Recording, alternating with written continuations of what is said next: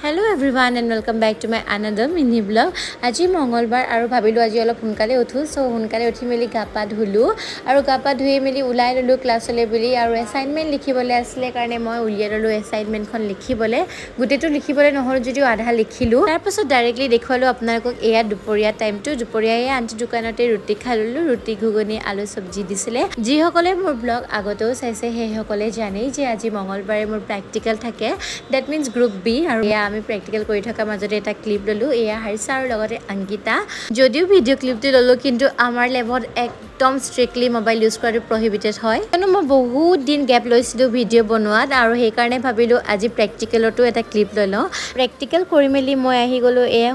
হোষ্টেলত এয়া স্নেক্স কৰি থাকোঁতে স্নিগ্ধালে আজি বহুত বেছি মনত পৰিছিলে সেই কাৰণে খুদা চকীখনকে আপোনালোকক দেখুৱাই দিলো আৰু এয়া ডাইৰেক্টলি আপোনালোকক দেখুৱালো